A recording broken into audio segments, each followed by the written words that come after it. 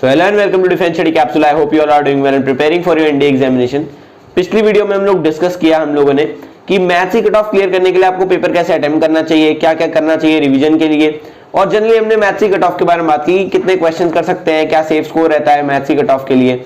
आज हम लोग वही चीजें गैट के लिए बात करने वाले हैं। देखो मैथ्स तो इंपॉर्टेंट है उसकी सेक्शन क्लियर करना, बट जीएटी की सेक्शन क्लियर करना भी इंपॉर्टेंट होता है। बाकी जो जीएटी का जो पेपर होता है वो ओवरऑल कट ऑफ को इंक्रीज करने के लिए काफी हेल्प करता है, ठीक है, आपके ओवरऑल मार्क्स को इंप्रूव करने के लिए। बिकॉज वहां पे एक क्वेश्चन जो होता है वो 4 मार्क्स का होता है, जबकि आपके मैथ्स में 2.5 मार्क्स का एक क्वेश्चन होता है और वहां पे 150 क्वेश्चन होते हैं। बाकी जो लेवल ऑफ क्वेश्चन होते हैं वो क्वाइट ईजी होते हैं और तुक्का मारना है फिर गेस वर्क ज्यादा आसान होता है जीएटी में, ठीक है। तो जीएटी में जो हमारा सेट है उसके बारे में डिस्कस करेंगे, कैसे डिवाइडेड होता है, कैसे अटेम्प्ट करना चाहिए पेपर। सो अगर आप चैनल पे नए हैं तो सब्सक्राइब कर लेना, अपने दोस्तों के साथ वीडियो को शेयर कर लेना। My name is Sachin Upadhyay, you are watching defence study capsule. Let's get started.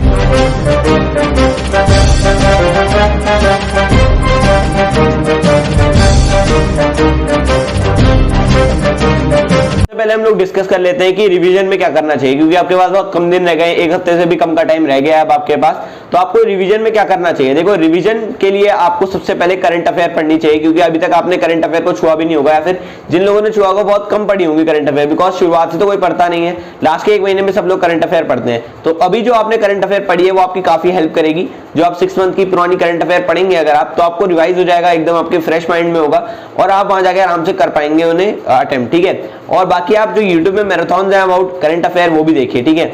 Second चीज है, आपको जो इंग्लिश के पोर्शन है उनको प्रैक्टिस करना चाहिए, इंग्लिश के क्वेश्चन को प्रैक्टिस करना चाहिए, ताकि रूल्स आपको मेमोराइज हो जाए और आप गेस वर्क आराम से कर सको अगर आपको क्वेश्चन नहीं आते। कभी कभी मतलब most of the time English में जो एलिमिनेशन टेक्निक है उससे प्रॉब्लम सॉल्व किए जाते हैं, बिकॉज हमें सबका मतलब तो पता नहीं होता, हर वर्ड का, हर एंटोनिम सिनोनिम का मतलब पता नहीं होगा। सो इसीलिए गेस वर्क इंपॉर्टेंट होता है और उसके लिए प्रैक्टिस चाहिए होती है कि कैसे आपको उसको एलिमिनेशन करना है और कैसे राइट ऑप्शन तक पहुंचना है। तो वो आपको प्रैक्टिस करना है इन बचे हुए दिनों में, ठीक है। उसके बाद अगर आप हिस्ट्री ज्योग्राफी पॉलिटी की बात करते हैं, इनके लिए भी आपको जो मैराथन्स हैं वो देखनी चाहिए, उनसे आपको काफी हेल्प होगी। अगर मैं साइंस की बात करूं 8, 9, 10 की आपको आती होगी, वैसे सबको आती है जनरली, बट आप रिवाइज जरूर करके जाना, मैराथन की हेल्प से आप वो कर सकते हैं। बायोलॉजी काफी इंपॉर्टेंट है, तो बायोलॉजी को ज्यादा इंफेसिस देना और उसके क्वेश्चन ज्यादा प्रैक्टिस करना, ठीक है, और उसके क्वेश्चंस को ही रिवाइज करते रहना। और उसकी मैराथन्स भी आप देख सकते हैं, बहुत सारे क्वेश्चन करा रखे हैं यूट्यूब में, वो आप देख सकते हैं, कभी कभी डायरेक्ट क्वेश्चन वैसे ही आ जाता है, ठीक है। सो ये था आपका रिवीजन पैटर्न, ये आपको फॉलो करना चाहिए। अब हम बात करते हैं कि पेपर को कैसे अटेम्प्ट करना चाहिए, कितने क्वेश्चन करने चाहिए, कौन से पोर्शन से स्टार्ट करना चाहिए और क्या प्रायोरिटी रहनी चाहिए आपकी गैट के पेपर में, ठीक है। सो फर्स्ट ऑफ ऑल हम लोग डिस्कस कर लेते हैं गैट के पेपर का स्ट्रक्चर के बारे में। तो स्ट्रक्चर ऐसा होता है, फर्स्ट ऑफ ऑल जो 50 क्वेश्चन होते हैं वो आपके इंग्लिश के होते हैं। इंग्लिश में जनरली आपके एंटोनिम सिनोनिम्स आते हैं, आपकी सेंटेंस रीऑर्डरिंग आती है, ठीक है, वो सब चीज आती है और आपको इन्हें सॉल्व करना पड़ता है, ठीक है। उसके बाद आपके आते हैं 100 questions of general knowledge and general studies, ठीक है, जनरल साइंस आपकी, जिसमें साइंस का पोर्शन आ गया आपकी 8, 9, 10 वाला, करंट अफेयर का पोर्शन आ गया, हिस्ट्री ज्योग्राफी पॉलिटी आ गई और बायोलॉजी आ गई, साइंस में आ जाती है जो, ठीक है। ये सब चीजें आपकी जो 100 क्वेश्चन होते हैं उसमें होते हैं, ठीक है। टोटल 150 क्वेश्चन होते हैं और ईच क्वेश्चन 4 मार्क्स कैरी करता है, तो 600 मार्क्स का आपका पेपर होता है, ठीक है, जीएटी का।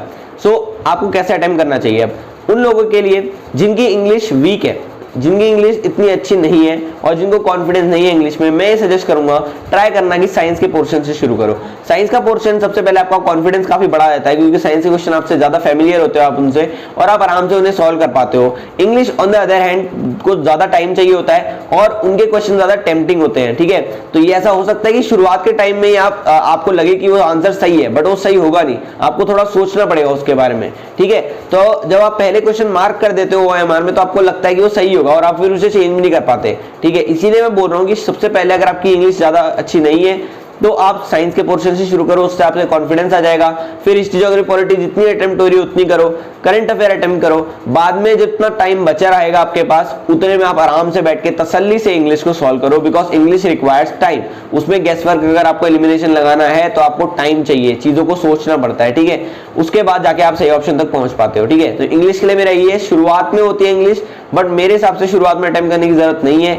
मैं लास्ट में अटेम्प्ट करता था बिकॉज मेरे को टाइम चाहिए होता था उसे सॉल्व करने के लिए और अच्छे से सोचने के लिए कि ये सही होगा कि नहीं ऑप्शन, ठीक है।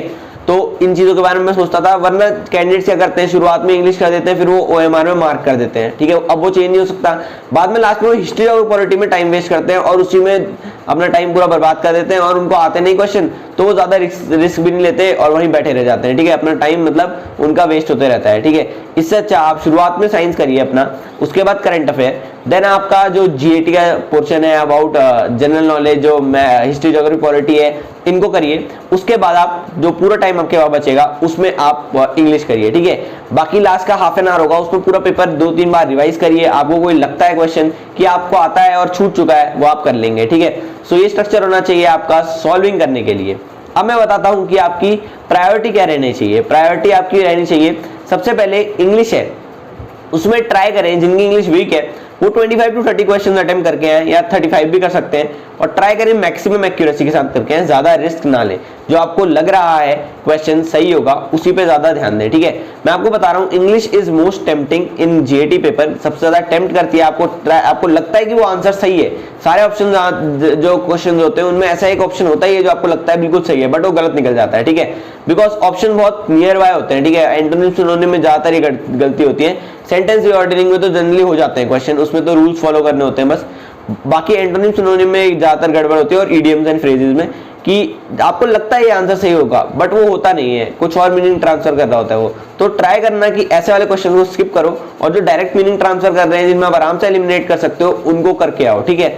बाद में अगर आपके पास वो टाइम बचता है और आपको लगता है कि आपको रिस्क लेना चाहिए, फिर आप ले सकते हैं रिस्क, ठीक है।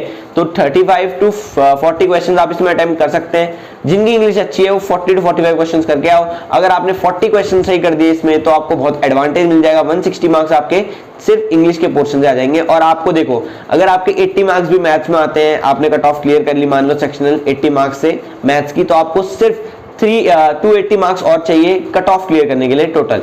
और मैं टारगेट बना रहा हूं कि आप 300 मार्क्स या 320 मार्क्स स्कोर करें इन योर जीएटी एग्जामिनेशन। तो उसके लिए 160 मार्क्स अगर आपके इंग्लिश में ही आ जाते हैं 50 क्वेश्चन में से, तो बहुत उससे ज्यादा अच्छी बात क्या है, ठीक है। बाकी साइंस के भी क्वेश्चन होते हैं 30 to 40 या फिर 45 भी आ जाते हैं कभी कभी, तो इनसे भी आपको पूरा स्कोर करना है, ठीक है। इनसे भी 160 मार्क्स 170 मार्क्स ऐसे आपको स्कोर करने हैं, तो आपके 300 इंग्लिश और साइंस को मिला के भी ही हो सकते हैं, ठीक है। बायोलॉजी इसमें इंक्लूडेड है। उसके बाद करंट अफेयर का पोर्शन आता है, उसमें 10 क्वेश्चन हो सकते हैं, 8 क्वेश्चन हो सकते हैं, डिपेंड करता है पेपर पे। उससे भी आप जो 30 मार्क्स 40 मार्क्स जितने भी आपको मार्क्स मिल रहे हैं वो आप स्कोर कर सकते हैं। बाकी हिस्ट्री ज्योग्राफी पॉलिटी यार सब लोग पढ़ नहीं पाते, सबके पास टाइम नहीं होता इतना, मैं भी नहीं पढ़ के जाता था इतना। मैं बस कुछ क्वेश्चंस कुछ पोर्शन करके जाता था। लाइक ज्योग्राफी में मैं ओशन करेंट्स पढ़ के आता था, वो काफी इंपॉर्टेंट है ओशन करेंट्स।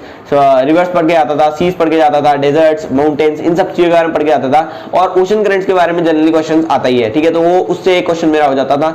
हिस्ट्री में कभी कभी फ्रीडम स्ट्रगल से जो क्वेश्चन होते थे, मेरा इंटरेस्टिंग पार्ट था जो मेरे को इंटरेस्ट करता था, तो उससे मैं क्वेश्चन कर लेता था। बाकी पॉलिटी के 1-2 आर्टिकल वगैरह के क्वेश्चन आते थे, वो मैं कर लेता था, ठीक है। तो अगर आपको क्वेश्चन आते हैं तो आप करिए। अगर आपने अपने थ्रेशोल्ड को क्रॉस कर चुका है और आपके उतने रिक्वायर्ड नंबर ऑफ क्वेश्चन हो सकते हैं +20 to 30 मार्क्स, ताकि नेगेटिव मार्किंग को भी हम लोग इग्नोर कर सके, ठीक है। +20 to 30 मतलब 330 अराउंड आपके बन गए हैं, तब आप रिस्क मत लीजिए और ज्यादा क्वेश्चन अटेम्प्ट मत करिए, ठीक है। बट अगर आपके 300 से भी आपको लग रहा है कम मार्क्स बन रहे हैं और नेगेटिव भी हो सकते हैं, तो आप रिस्क लीजिए। और इंग्लिश और साइंस, इंग्लिश साइंस के क्वेश्चन तो जनरली तुक्के नहीं लगा सकते, फिर आप डायरेक्ट इंग्लिश और जीएटी का जो आपका हिस्ट्री ज्योग्राफी पॉलिटी का पोर्शन होता है, उसमें कैलकुलेटिव रिस्क लेना शुरू कर दीजिए। कैलकुलेटिव रिस्क का मतलब ये होता है कि आपको पता है कि इसका आंसर ये हो सकता है, आपको कहीं ना कहीं आपने पढ़ा हुआ है और आप कैलकुलेटिव रिस्क ले रहे हैं कि ये सही हो सकता है, ठीक है। मतलब इसके ज्यादा चांसेस है सही होने के, तो उन क्वेश्चंस को मार्क करके आइए जो आपको लगता है इनके ज्यादा चांसेस है सही होने के। 10 में से अगर आप 10 मार्क करके आते हैं अगर आप, तो आपको चांसेस है कि 6 क्वेश्चन सही हो जाएं और आपके 4 गलत हो जाएं, उससे आपका ज्यादा नुकसान होगा नहीं। 6 सही होंगे तो 24 मार्क्स आएंगे और आपके जो नेगेटिव में जाएंगे उससे ज्यादा आपको फर्क पड़ेगा नहीं, ठीक है। सो इसलिए मैं कह रहा हूँ कुछ मार्क्स ऐड हो जाएंगे आपके जो एनडीए का एग्जाम है, जीएटी का पोर्शन है। अगर आपकी कट ऑफ ना क्लियर हो रही हो तो शायद क्लियर हो जाए, ठीक है, पॉसिबिलिटी है। तो यही आपका गोल रहना चाहिए कि अगर आपका थ्रेशोल्ड क्लियर नहीं हो रहा तब आप तुक्के लगाएं, वरना ना लगाएं। और यही पैटर्न फॉलो करें जो मैंने बताया आपको, और ऐसी ही अप्रोच रखें अपनी, और एक दिमाग में सेट रखिए कि कितने क्वेश्चन सॉल्व करने हैं, कैसे सॉल्व करना है। आपकी मैथ्स की कंडीशन को लेके चलिए, ऐसा नहीं कि गैट मैथ्स को भूल ही गए एकदम, गैट के अलग ही सॉल्व करने में लगे। मैथ्स को लेके कि मैथ्स में कितने मार्क्स आए उसके अकॉर्डिंग सॉल्व करिए अपना जीएटी का पेपर, ठीक है। बाकी पेपर शुरुआत में पढ़ लीजिएगा एक बार, ताकि आपको पता लग जाए क्वेश्चंस किस लेवल के हैं और कैसे मेरे को सॉल्व करना चाहिए, किस पैटर्न में सॉल्व करना चाहिए, और अपना पैटर्न क्रिएट करने की कोशिश करिए, ठीक है। Hope this video helps a lot. Comment में बताना कोई और अगर आपको दिक्कत हो रही है तो I make video on that, ठीक है। और अगर आपको कोई और क्वेश्चन पूछा है तो आप कमेंट में पूछ सकते हैं। टेलीग्राम आप पेज जो ग्रुप है वो ज्वाइन कर सकते हैं, उसमें आप टेलीग्राम में डाउट पूछ सकते हैं पर्सनल, ठीक है। So that's all for the video. Keep preparing, all the best to all of you. Till then, Jai Hind. को शेट ठोक दीजिए महाकाल का